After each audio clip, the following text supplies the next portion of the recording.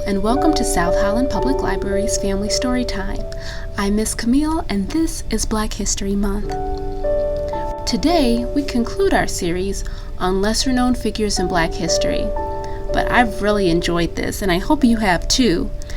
Today's story, while considered a work of fiction, is rooted in fact, and it goes back to our nation's history, hundreds of years ago. Did you know that the White House where the president lives in Washington, D.C. is not the original White House? In fact, the original White House was burned down in 1814 by British soldiers during the War of 1812. Construction on the original White House began in 1792, and it was completed in 1800.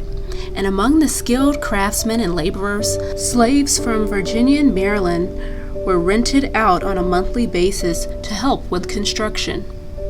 This book is a tribute to those slave hands that labored tirelessly to construct what would become a lasting legacy and symbol of the presidency and the United States government, which, ironically, would come to stand for liberty and justice for all.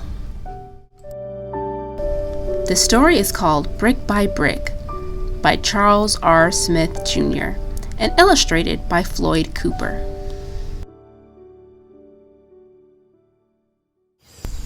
Under a hazy, hot summer sun, many hands work together as one. The president of a new country needs a new home.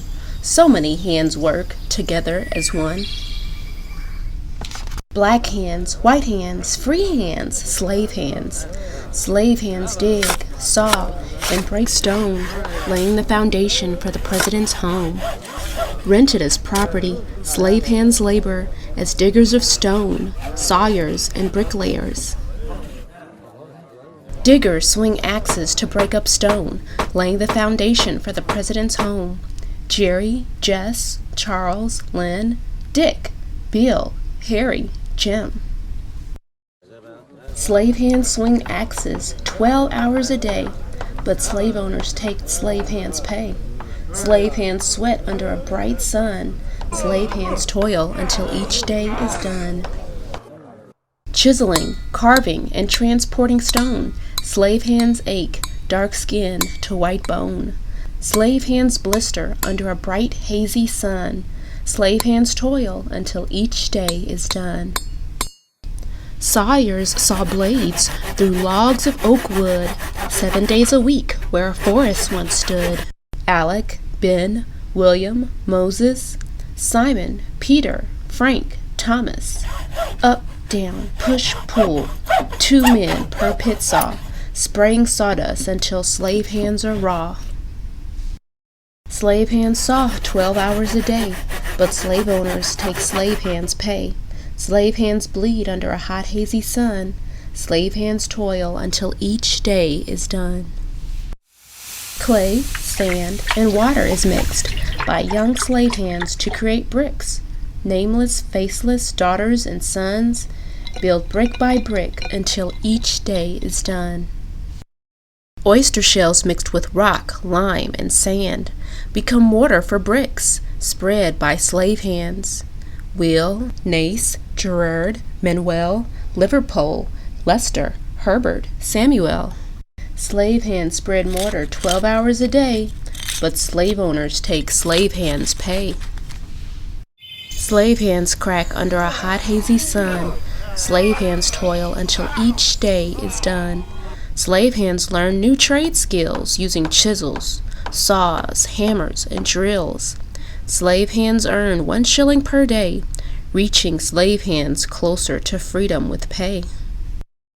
Brick by brick, slave hands build. Day by day, slave hands gain skill. Month by month, slave hands toil, planting seeds of freedom in fertile soil. Freedom has a price in a land of liberty, so slave hands toil to no longer be property. Brick by brick, where a forest once stood, grows the president's home, made of stone and oak wood. Slave hands build and slave hands save shillings to be free, and no longer a slave. Slave hands count shillings with worn fingertips and purchase freedom earned brick by brick. To learn more about the history behind the construction of the White House, continue reading. The end. You can find Brick by Brick at South Holland Public Library or visit your local library to find a copy. That's all for now. Bye-bye. Till next time.